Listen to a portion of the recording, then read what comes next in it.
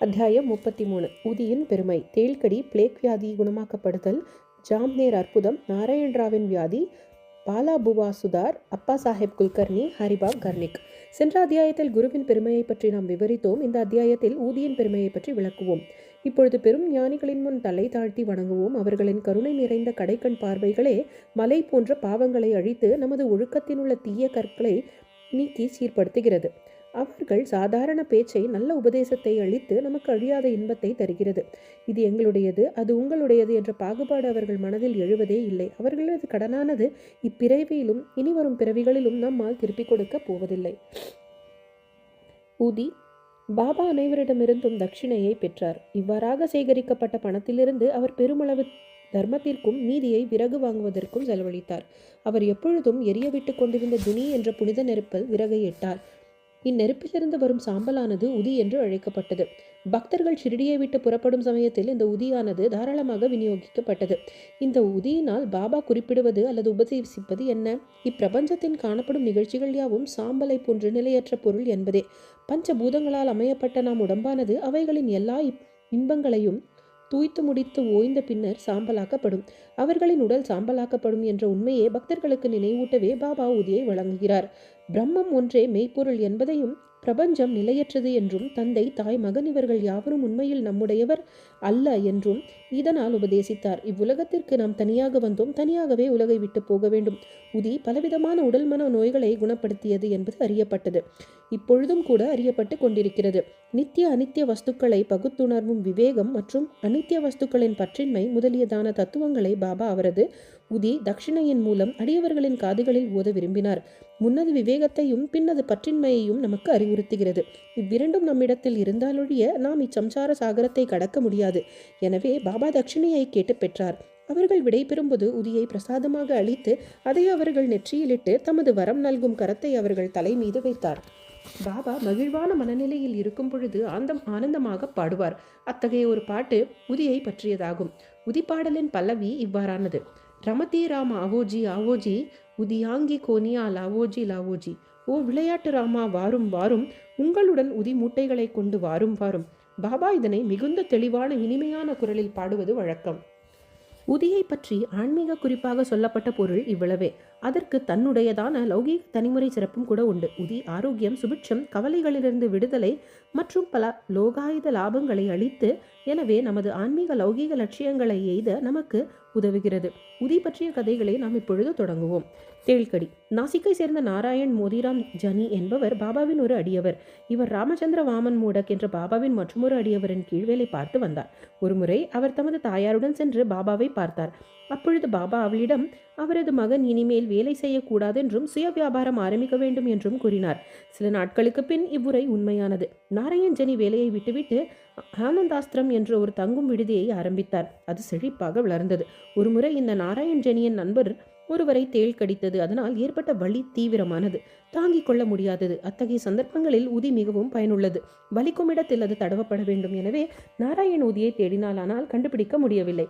பின்னர் அவர் பாபாவின் படத்தின் முன் நின்று பாபாவின் உதவியை வேண்டி அவர் நாமத்தை ஜெபித்து பாபாவின் படத்தின் முன்னால் புகைத்து கொண்டிருக்கும் ஊதுபத்தியின் சாம்பலிலிருந்து ஒரு சிட்டிகை எடுத்து அதை பாபாவின் உதியாக நினைத்து கொண்டு வலிக்கும் இடத்திலும் கடிவாயிலும் தடவினார். அவர் விரலை எடுத்தவுடனேயே வலி மறைந்து விட்டது. இருவருமே உணர்ச்சி வசப்பட்டு பெருமகிழ்ச்சி உற்றனர். நெறிக்கட்டும் பிளேக் வியாதி. ஒரு முறை பாந்திராவில் உள்ள அடியவர் ஒருவர் வேறொரு இடத்தில் உள்ள தனது மகள் நெறிக்கட்டும் பிளேக் வியாதியால் கஷ்டப்பட்டு கொண்டிருக்கிறாள் என்பதை அறிந்தார். அவரிடம் உதி இல்லை. எனவே அவர் நானா சாஹேப் சந்தேர்கரிடம் அதை அனுப்பும்படி விஷயத்தை தெரியப்படுத்தினார். நானா சாஹேப் தனது மனைவியுடன் கல்யாணுக்கு பயணம் செய்து கொண்டிருந்த பொழுது தானே ரயில் நிலையத்து அருகில் உள்ள ஒரு சாலையில் இவ்விஷயத்தை கேள்விப்பட்டார்.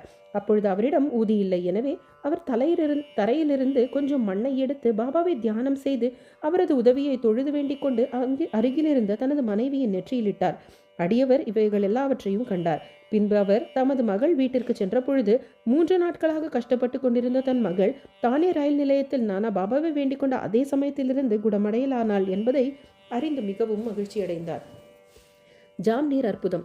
சுமாராக 1904-5ஆம் ஆண்டில் நானா சாஹேப் சந்தோர்கர் ஷிரடியிலிருந்து 100 மைல்களுக்கு அப்பால் உள்ள கந்தோஷ் ஜில்லாவில் உள்ள ஜாம்நேரில் மம்லத்தராக இருந்தார். அவரது மகளான மைனா தாயி கருவுற்று பிரசவிக்க இருந்தாள். அவளது பிரசவம் மிகவும் கஷ்டமாகி 2-3 நாட்களாக பிரசவ வேதனையால் கஷ்டப்பட்டு கொண்டிருந்தாள். நானாசாஹேப் எல்லாவித பரிகாரங்களையும் செய்து முயற்சித்தும் பயனில்லை. அவர் பாபாவை நினைவு கூர்ந்து அவரின் ஊதியை தொழுது வேண்டினார். அப்பொழுது ஷிரடியில் பாபுகீர் புவா என்ற பாபா கூப்பிடும் ராம்கீர் புவா என்பவர் கந்தோஷில் உள்ள தமது சொந்த ஊருக்கு போக விரும்பினார். பாபா அவரை கூப்பிட்டு அவர் வீட்டுக்கு போகும் வழியில் உள்ள ஜாம்னேரில் சிறிது தங்கி ஓய்வெடுத்துவிட்டு செல்லுமாறும் நானாசாஹிப்பிடம் ஊதியையும் ஆரத்தியையும் அளிக்கும்படியும் சொன்னார். ராம்கீர் புவா தன்னிடம் 2 ரூபாய்கள் தான் இருப்பதாகவும் ஜல்காவன் வரையிலுள்ள ரயில்வே கட்டணத்திற்கு மட்டுமே இது போதுமானது என்றும் ஜல்காவனிலிருந்து 30 மைல் தூரத்தில் உள்ள ஜாம்னேர் வரை போவது தம்மால் இயலாதது என்றும் கூறினார். இதற்கு பாபா எல்லா ஏற்பாடுகளையும் செய்யப்படும், அதனால் அவரை கவலைப்பட வேண்டாம் என்று உறுதியளித்தார். பின்னர் மாதவ் அட்கரால் புனையப்பட்ட புகழ்பெற்ற ஆரத்தி பாடலை ஷாமாவிடம் எழுதச் சொல்லி அதன் பிரதியை ஊதியுடன் ராம்கீர் புவாவிடம் கொடுத்து நானா சாஹிப்பிடம் கொடுக்கும்படி கூறினார். பின்னர் ராம்கீர் புவா பாபாவின் மொழிகளை நம்பி ஷிரடியை விட்டு புறப்பட்டு ஜல்காவனை அதிகாலையில் 2 மணிகளவில் அடைந்தார். அப்பொழுது அவரிடம் 2 அணாக்கள் தான் மீதமிருந்தன. மிகவும் நெருக்கடியான நிலையில் இருந்தார். அவரது பெரும் சுமை தனிவுறும் வகையில் யார் ஷிரடியை சேர்ந்த பாபுகீர் புவா என்று யாரோ கூப்பிடுவது கேட்டது. பின்னர் அவர் அவனிடம் சென்று தாமே பாபுகீர் புவா என்று கூறினார். தாம் நானா சாஹிப்பிடமிருந்து வருவதாகவும் அவருடைய வேலையாள் என்றும் கூறி நல்ல ஜோடி குதிரைகளை கூடிய ஒரு பிரமாதமான வண்டியிடம் அழைத்து சென்றான். அவர்கள் இருவரும் அதில் பிரயாணம் செய்தார்கள். வண்டி வேகமாக ஓடியது. அதிகாலையில் அவர்கள் ஓடைக்கரை ஒன்றை அடைந்தனர். வண்டியோட்டி குதிரைகளை தண்ணீர் குடிக்க அழைத்து சென்றான். பியூன் ராம்கீர் புவாவை சிறிது உணவு உட்கொள்ளுமாறு கூறினான். பியூனின் தாடி, மீசை இவைகளெல்லாம் ராம்கீர் புவா பார்த்துவிட்டு அவனை முகமதியனாக சந்தேகப்பட்டு எவ்வித சிற்றுண்டையும் அவனிடமிருந்து பெற விருப்பமில்லாதவராய் இருந்தார்.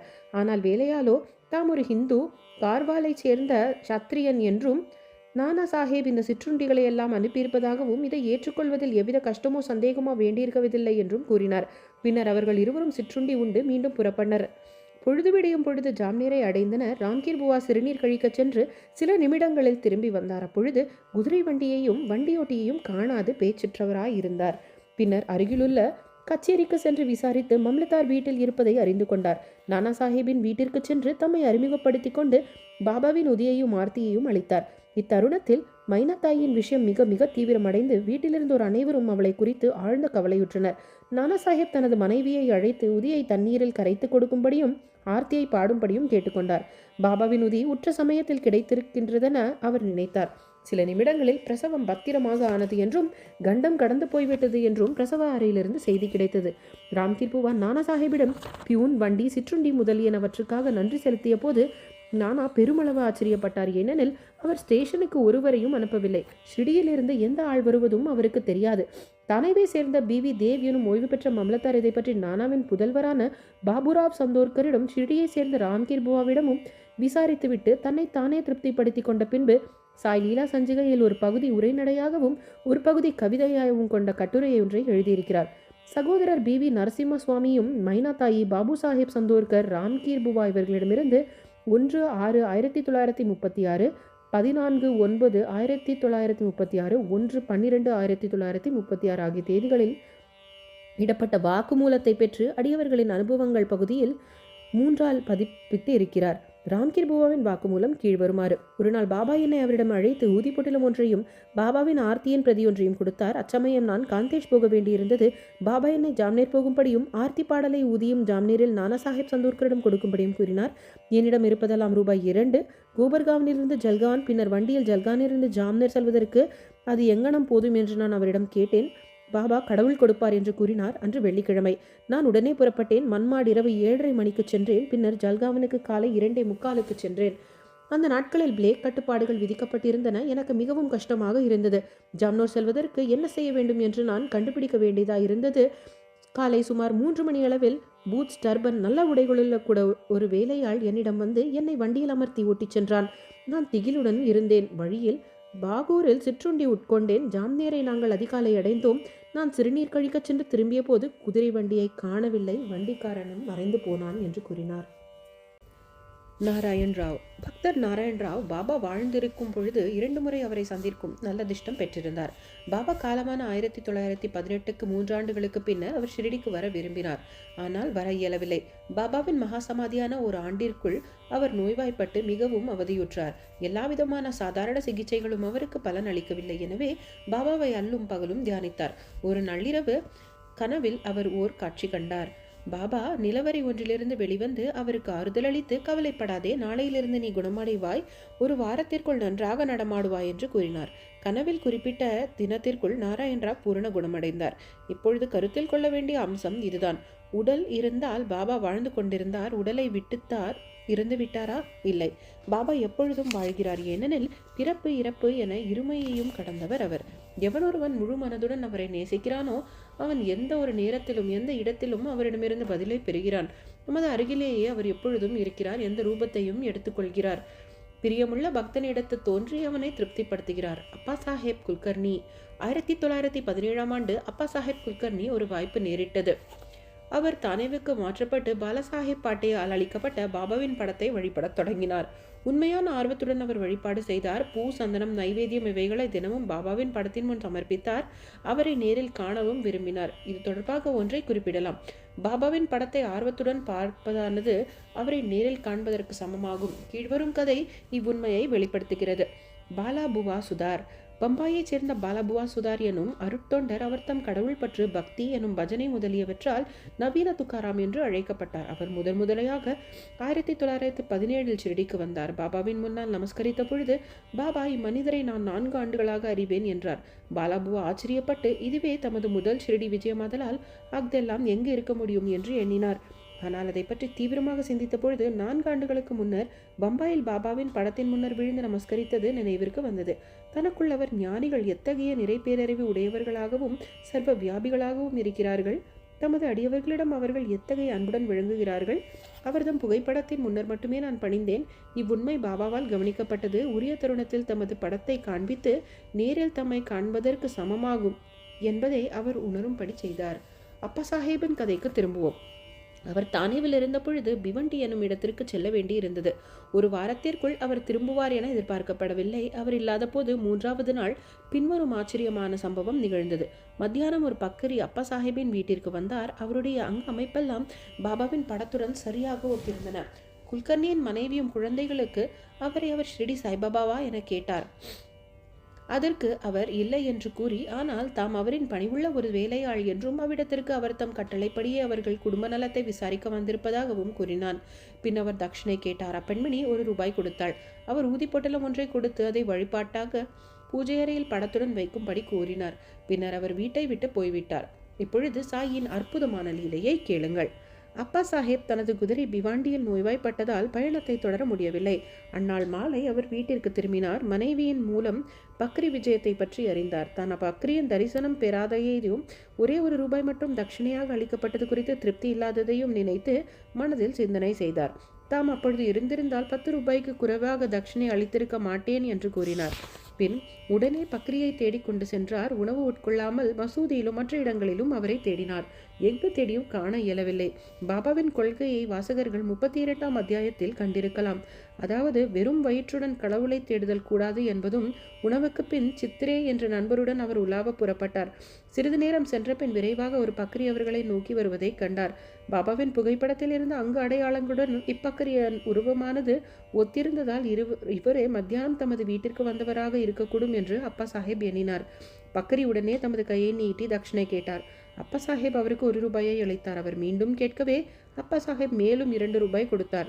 அப்பொழுதும் அவர் திருப்தி அடையவில்லை. பின் அவர் சித்ரேயிடம் ₹3 கடன் வாங்கி அதை அவருக்கு கொடுத்தார். பக்கரி மேலும் விரும்பினார். அப்பா சாஹேப் மீண்டும் அவருக்கு ₹3 கொடுத்தார்.